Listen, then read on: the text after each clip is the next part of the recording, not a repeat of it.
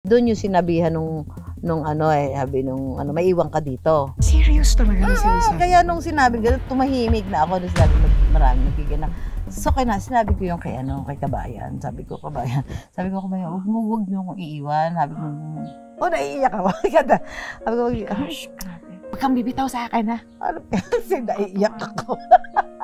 Ako rin naiiyak. Ayoko na maiiyak. Pwede mag-cut muna.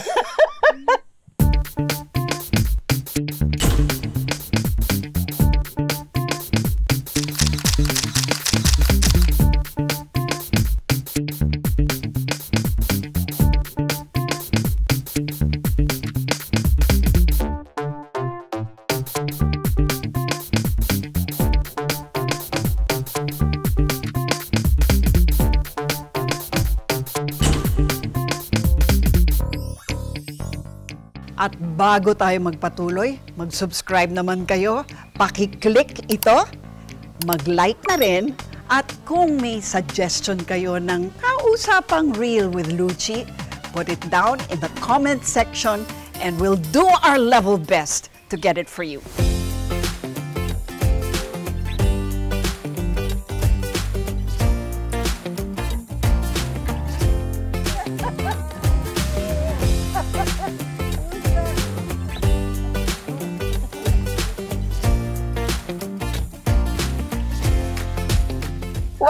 Welcome to Usapang Real with Luchi, at ang kasama ko ngayon ay isa na namang Giorno, kapwa ko Giorno, na nako, grabe rin ang mga pinagdaanan nito, ang daming kwento nito, at maraming mga, syempre, opinyon na mahalagang mapakinggan. Kaya siya ang kakausapin natin ngayon. Walang iba kundi kay Susan tayo.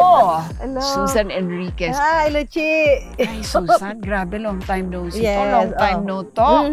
Long time. Tagal ko kasama ito sa GMA din, ha? Alam nyo, si Susan, isa sa mga pinaka-reliable. Ito yung talaga kahit saan itapon ng desk, pupunta, tsaka kahit na wala pang information, ang galing mag-live. Pag sinabi na, Susan, go! 100% accurate, factual. Saludo kami kay Susan Enriquez. Susan, kwento mo muna itong simulain itong farm mo na kasama mo rito, mga colleagues din natin, mga kapwa Giorno din.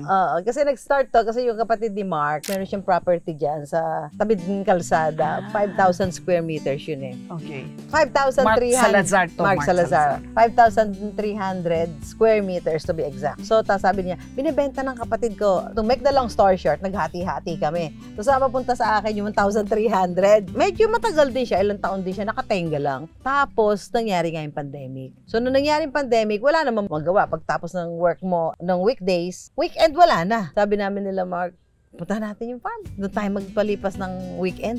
Tapos siyempre, wala kang kuryente pa dito. Inaabot kami dito na kami nagpapalipas ng gabi. Dito, parang nagkaroon kami ng freedom. Alam mo, after pandemic, okay na. May travel na. Parang wala na. Talagang dito na focus. Tinuloy nyo na. Tinuloy na namin. This is something na even para mag-retire ako, andyan pa rin siya. And ito yung nagbibigay sa akin ng saya. It's worth it. Yes, oo. Balimbing. Yan na yun, pag may bulaklak. Ito, may bunga siya. Kaya hindi pa hinog eh. Ito, Oh, yan! Nakita natin pumitas. Ay, bumitas ka kaya alam, maasim yan. Okay lang. Balimbing. Ang ganda-ganda ng balimbing. Pero sinira naman yung politiko.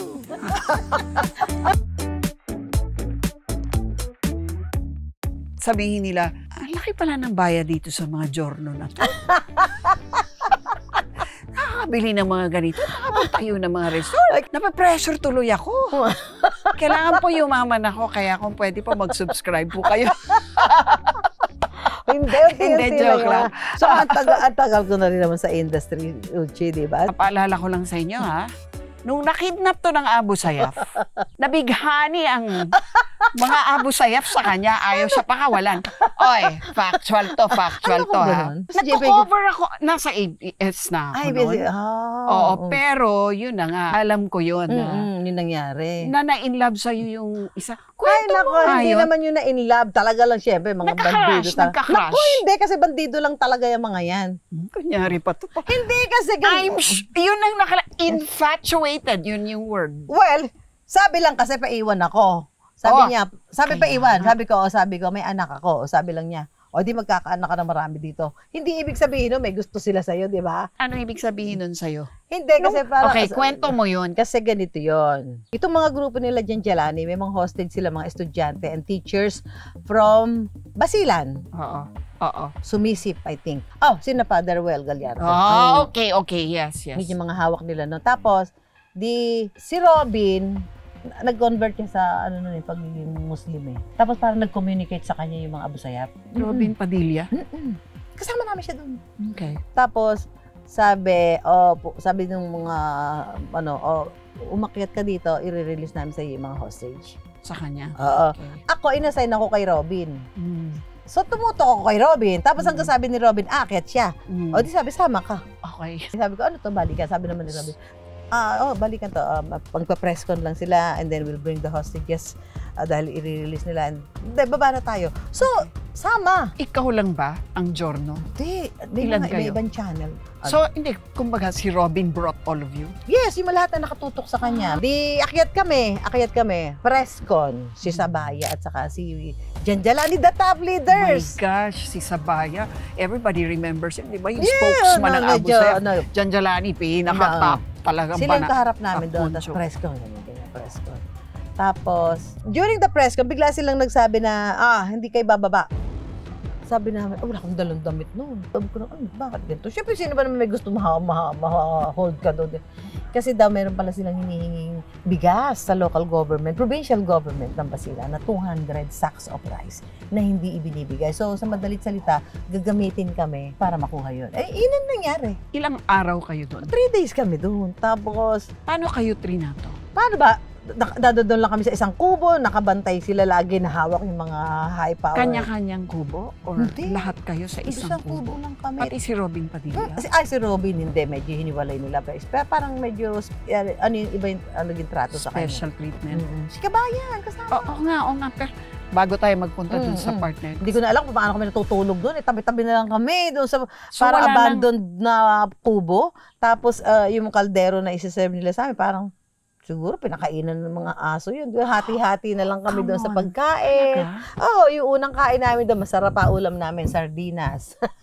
Sumunod toyo na lang. Toyo as in toyo? Toyo. As Walang in, kanin? Toyo may lang? kanin na lang, yun na lang ulam namin. Toyo at kanin? Mm-mm. Grabe. Tapos ilalagay lang namin dyan. So nagkakamay lang? Walang kumpleto, wala nga CR, di ba?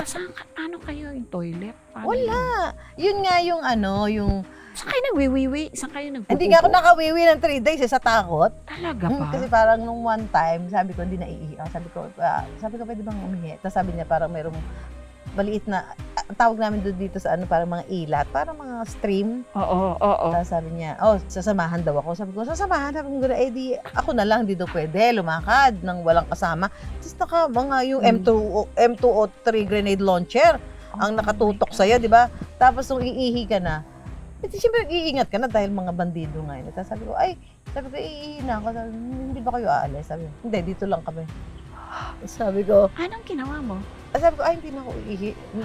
Hindi na ako umihi talaga. Tinigil mo na? Ay, hindi na. Parang umurong na din yung Hindi ka...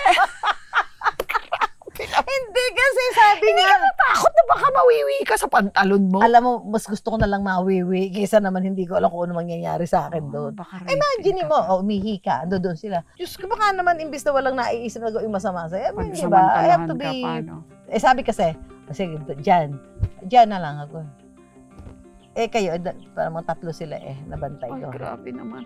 Sabi ko kayo, dito lang kami. Sabi ko, hindi kaya aalis. Hindi.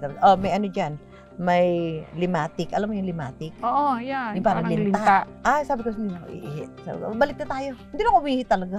So, na-conscious ka na dun sa 3, ayaw mo siyempre. Natakot ka dun, Tapos pinigil meron ko na pa eh. linta. May linta pa. Wag na nga. Kasi syempre, pag iihi kang gano'n, kung biglang lumapit sa yung linta, talaga. baka hindi ka pa nakakapagpantalon eh. Correct. Tumayo ka na, di ba? Yun. So, Grabe. So, Paano? Yung mga ibang kasama mo, nakaihi naman. ay, hindi ko na, kasi si Doris lang naman ang kasama ko noon eh. Hindi kami naman ni Doris, parang, Isa pang ano yun, si kobo Doris, yun eh. okay, parang at least si Doris hindi siya masyadong threatened doon eh. Ako parang, laging bandon ako sa kubo, so, kami ni Alwin, magkakakwento kami lagi, tatago na nga ako. Lagi ko naririnig. Asan yung maliit na babaeng maputi? Dalawa lang kami. Ayan na. So pag naririnig kong gano'n, parang, ba? Kaya, bakit?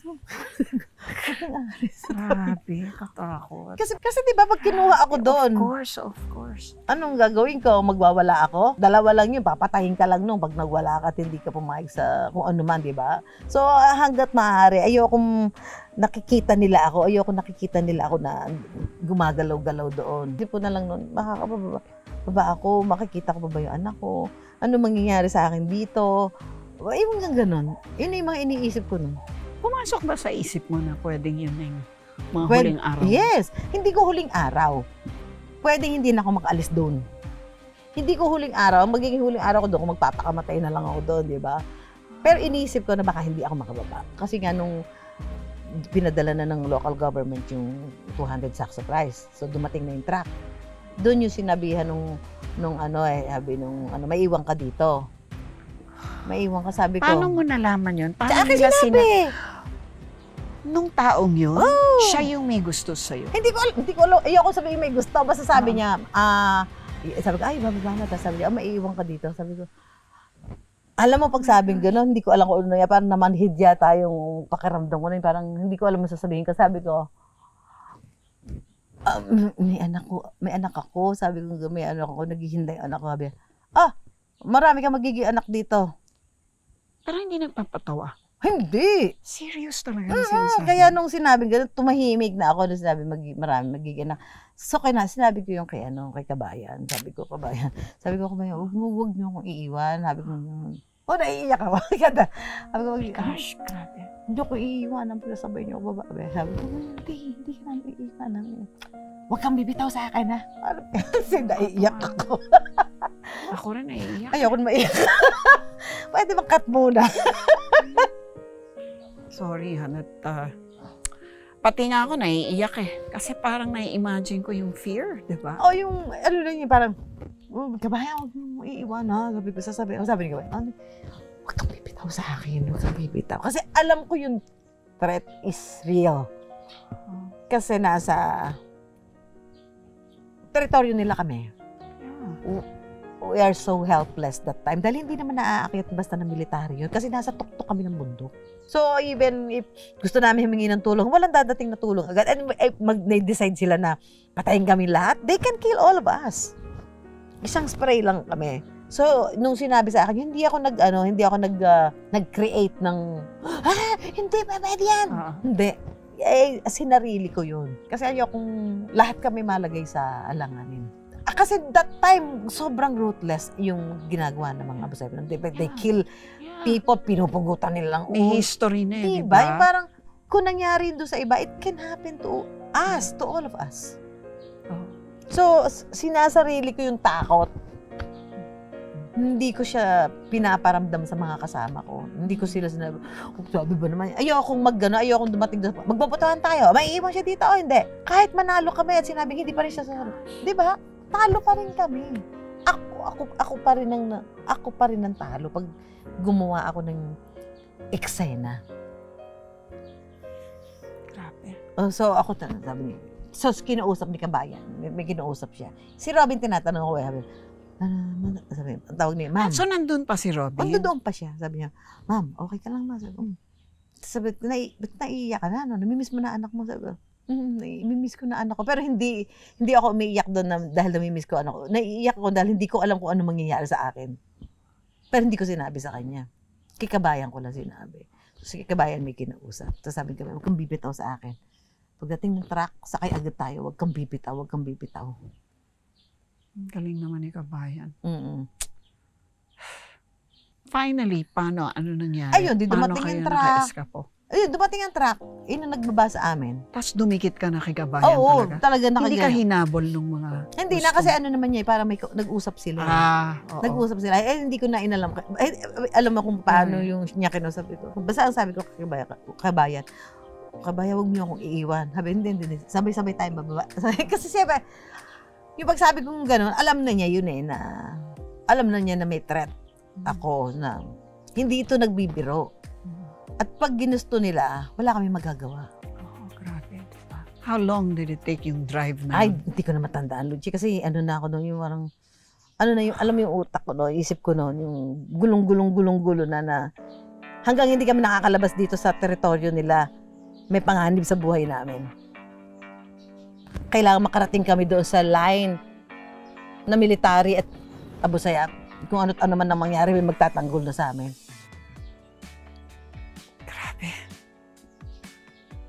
So finally, nung nakatawid na kayo nung ayun, boundary doon ako talagang iyak. Doon ako nag-iiyak. Tapos doon na sinabi nila, sabi ko na kala Robin. Kasi si Robin, pagbaba niya doon, para siyang hinubaran doon eh. Tanggal yung kanyang, alam mo yung cap na sinusuot ng mga, tapos yung kanyang mamahabang damit, even his watch. Lahat. Talaga? Sabi niya, hindi na babalik dito. Sabi ka nang babalik, ha? Tapos nung pauwi na nga kami, di nag-ferry. Alam mo naman, Basilan to Zamboanga. Nasa ferry na kami. Tapos bigla sabi, may humahanap po sa inyo. Diyos ko, ano talaga? may humahanap po sa inyo. Sabi ko, sino naman yun? Sabi ko, paano nasa ferry na nga ako, ba't meron pa? Si Kabayan, pumunta ako, pinuntahan ko siya. Tapos sabi ni Kabayan, pagdating natin sa magdasal ka, huwag ka nang bumalik dito, ganyan na. Grabe. May iniwan bang trauma sa'yo yun? Siguro yan. Pag napapagkwentuhan ganyan na nagiging, magkukwento lang ako na parang hindi ko maubos maisip yung takot na inabot ko na doon. Kasi nga siguro dahil nakikita Sorry ko. ha. Sorry na binuhay ko pa. Hindi, ang dapat okay na kinakalimutan. Actually, sa tingin ko nga, nakakatulong nga yan yung every now and then ay kukwento mo. Some sort of relief for me na hanggang sana dumating yung time na pag kinuwento ko, hindi na ako maiiyak. Diba? Sana nga. Pagdasal natin yan. Oo, traumatic eh. Buti nga walang iniwan. So, tingnan mo, parang you're still the same Susan Enriquez. Parang hindi ka sumungit, hindi ka naging depressed. Sa ibang tao yun, di ba? Parang life-changing yun eh, mga ganon. Oo, parang parang tutuloy, magiging pa ba ako? Journalist pa ba ako para after this? Hindi naman, pagdating ko sa Manila, na lang, mas nagiging matalino ka na lang sa pagganap doon sa trabaho mo. More ka na lang na parang doon yung no story is worth dying. Oo, totoo no? Factory tsaka worker alam nga mo gusto. Okay. Pag-usapan natin ang ambisyong yan. Kakaiba yan, ha? Probinsyana, di ba? Hindi naman sa nililiit natin ang factory hindi worker, yan, ha? Pero napaka-rare nun. Kasi karamihan talaga ng mga bata. Yun ang exposure ko. High, di ba? Yun ang exposure ko. Ano? Kasi di ba, taga-Carmona, Cavite ako. May mga pinsan ako noon na nagtatrabaho sa factory kasi weekend, nakikita ko siya, may dala siyang grocery. Sabi ko, gusto ko din pagtapos ng mag-aral, gusto ko din sa factory ako magtatrabaho para every weekend may grocery ako. Bakit? Pinagkait ba sa inyo yung grocery? Hindi, siyempre, hindi naman kami mayaman. Siyempre, mahirap lang naman ang pamilya namin. So, parang pag nag-grocery na yun, parang senyalis na nakaangat-angat ka na sa buhay. Talaga pa? Oo, hindi man kami mayaman. Tatay ko ay nag-abroad for a while, nanay ko lang, talagang sa bahay lang din, di ba? Hindi kami may mayaman. Sanay ako sa hirap, Luchi.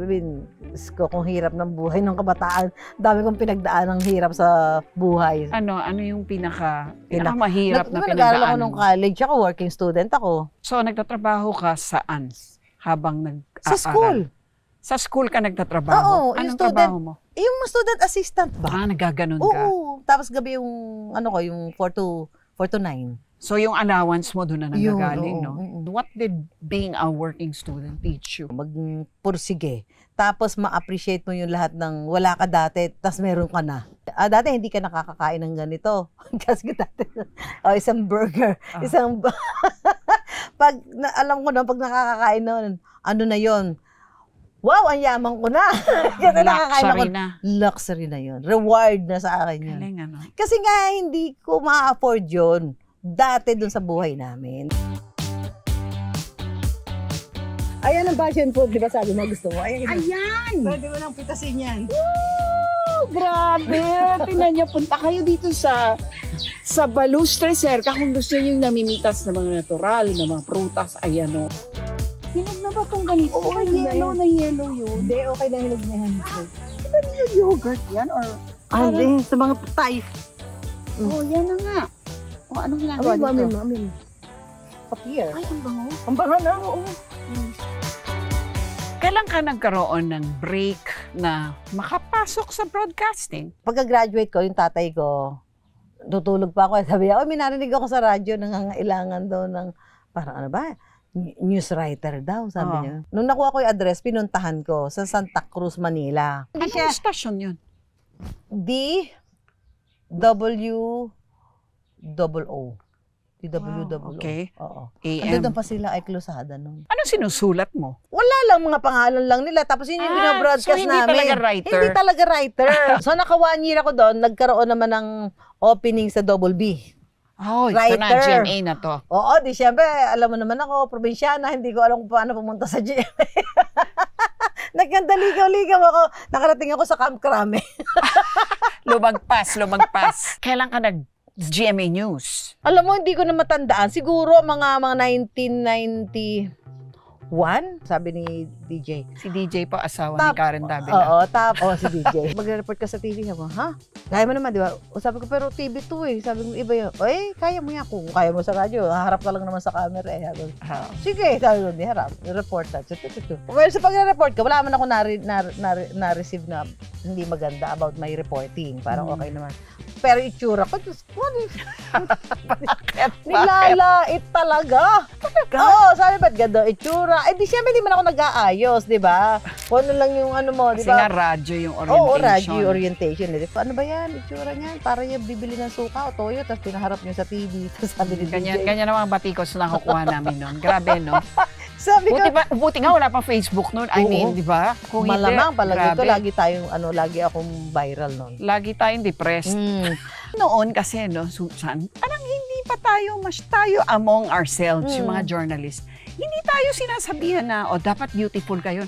Nagbago na kasi, di ba? Ngayon talagang, pagandahan parang yata na, ngayon, diba? Parang sabi, akala na pag reporter ka, parang dapat itsura mo, itsurang artista ka din. Gano'n. Diba? Noon wala tayo. Wala parang naano na ako. Yung bang, alam mo, yung napagod na ako sa, wala akong magagawa kung babatigusin yung mabatigusin, basta report na lang ako. Anyway, ang importante naman dyan, yung report ko, hindi naman itsura ko eh. Tama. Gano'n na lang ang naging attitude ko noon. Dahil kahit ano hugoin yun, hindi man talagang magmumukhang artista. Kahit hindi mo sabihin yun, alam mo, nag-gets yun ng tao. Yeah, so parang ano na ako na, parang natanggap ko na yun na, okay, talaga may mga tao na babatigusin ka talaga, tinanggap ko na lang din. Pero yan, red mo. Kainin? Maasim ba nga? Maasim. Kasi hinog yan itim.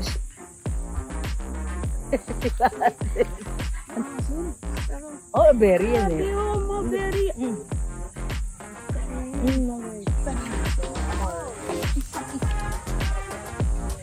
Wow! Grabe! From Davao pa, ha? Yan, tapos ito Duk. Di ba Duk ang tawag nila? Davao. Tapos ito dwarf coconut. Ayun! Vitamin C. More vitamin C. And still vitamin C. Pang ano yan, pangsigang sa bangus. O na, pangsigang sa bangus na yan. Pwede bang lagay mo na dito yan? Dito. Taba yun nasa ibabaw. Energy. Oops. Marge, gusto mo ba? Sige. Oh my God. Alam mo, Susan, nung pumasok ka sa industriya, single ka. Nung lumabas ka, may apo ka na 3 na eh. Oo, yes, 3. Ikwento mo naman yung family life mo. Family? Oo. Ay, nako, syempre, alam mo, sa trabaho ko, medyo siguro ang isang naging regret ko dyan, yung dahil busy sa trabaho, yung hindi ka rin may nagkaroon masyado ng anak ko, lumaki na lang at lumaki siya, ganyan. Yung kanyang mga milestone, hindi ko na masyado napagtuunan ng pansin. So, making up is mahirap na pagka lalo na kung mabilis na, ang laki mo na pala talagang ganyan hanggang sa nag-asawa na siya and then nagkaroon na siya ng anak. At least, kahit pa paano, kung hindi ko man siya masyado napagtuunan because busy nga sa work. Ano naman kami, close naman kami. Hindi that's good. Basta naman may communication. Yeah, may communication. Diba? Tapos, ngayon, doon siya sa abroad, doon siya with her family. Tsaka okay naman, okay diba? naman. Actually, yun lang naman ang gusto natin, gusto mga mo lang magulang, naman, diba? magandang, umayos din ang mga buhay ng mga anak natin. Ayan, ay buko ka muna. Uy, thank you naman. Teka, ikaw rin. Ay, bagong bagong. Thank you, dear. Pitas. Grabe, ito ang fruit of balustre, serka, na bunga naman ng pinagdaanan. Grabe yung pinagdaanan mo. Ilang years ka na sa journalism? Siguro, sabihin mo, 1990. So, 1990, yun, nagsisimula pa lang. 35 years. Ganun. 35 years. Yun ba, anong tingin mo sa journalism today? Ayan, social media na, di ba? Marami ding mga nagre-report. Dami nila. Anong pananaw mo dyan ngayon? Mula sa isang journal talagang halos nawalan ng buhay. Di ba? Kaka-cover ng mga serious reportage talaga ang ginagawa mo, di ba? Parang nakakalungkot kasi ngayon na yung mga nasa mainstream, siya pa minsan yung fake news. Just because, bago mo ilabas, you verify everything. You double check the facts, di ba? Unlike ngayon, sa social media, yung paunahan sa pag-post at tas i-edit. Tapos may nakikita nga ako dyan, para meron siyang sariling channel, tapos sasabihin niya, eto, andito tayo, dito nagkasunog dito Ang namatay ata dito, 20. Ang namatay ata dito, 20. You don't even have source. To say na, ganyan ang namatay dyan. It's what you want to say. It's what you hear. Kung ano yung narinig mo sa mga marites, yun na yun. Sa tunay na sa tutunay na buhay, balita. Hindi pwede yun. Tsaka sa tunay na. Hindi pwede kay teacher yun. Di ba, teacher? Talagang dapat eksakto at dapat may source ka. Di ba? At hindi lang isang source. Dapat 2 source at parehong official. Especially, pagka yung ganong storya na pinag-uusapan, yung mga namatay, kailangan very careful ka. Sabi nga dyan, di ba? Di baling kulang ang bilang ng namatay. Basta huwag lang sumobra. Totoo. Kasi pag sumobra, hanapin sa'yo. Tsaka dapat sigurado, di ba? Yes, hindi pwede dagdag bawas hindi dito, pwede, actually. Hindi pwede, pagka dead, ako, yun ang ko dun pag nag-cover ako dati noon sa, yung mga military operations, ang tagal ko naman nag-cover yung Basila, yung mga MILF na yan. Daming, may binomba doon. Ilan ang patay? Ano daw yata? 20. Ang sabi ko, di baling kulang ang bodies na sinabi ko. Kisa sumobra. Dahil pag sumobra yan, saan ako kukuha ng sobra? Tsaka paano mo sasabihin na, oops, may pala yung 3. Diba? Parang, mortal sin yan. Na nagpapasobra ka ng mga figures, especially, yun nga, pagka may mga patay. Dapat mauna yung pamilya. Sabi nga, better late than wrong. Better late than wrong. Yes, kasi hindi pa unahan nun hindi naman pa unahan. Kailangan ipa. Ngayon kasi, dahil nga sa social media and because this social media thing is pinagkakakitaan, paunahan. Nagiging. Pero nape-pressure pa ba kayo niyan? Tayong mga traditional journalists, hindi na rin. Sabi ko nga, bahala na yung viewers. Kung maniniwala kayo sa ganyan, but hindi yan nakakatulong sa inyo because in a way, you're spreading fake news. Pang iba nakakapanibago na parang ganun na lang yun. Ang bilis ng panahon. Parang hindi na nakikita rin yung the hard work that should go into writing a story, di ba? Minsan nga, pag nagre-report ako, minsan may mga kami sa unang hilig, nagre-report ka ganyan. Tapos may kasabay kang mga vlogger. Maririnig ko siya. So, alam mo kung ano na lang pinagsasabi. Talaga ba? Kung ano na lang pinagsasabi. Naka-live siya. Samantalang ikaw, ang dami mong bina-fact sir, check. So, ito po, Kailan po available sa mga palengke? Okay. Ganun pa. Bago ka ere. Yung katabi mo vlogger. Ito daw talagang talagang ganyan. Ano ba? Buti pa siya, hindi siya nag-effort. Pero dami niya sinasabi. Ba't ako walang... Oo, at siya yung mabilis. At siya yung magaling. Oo, ba't ako limitado yung sinasabi ko kasi ito lang yung binigay sa akin ng source, di ba? Ikaw talagang kung ano na lang gusto mong sabihin dito, ha? Napaprustrate ka na ba?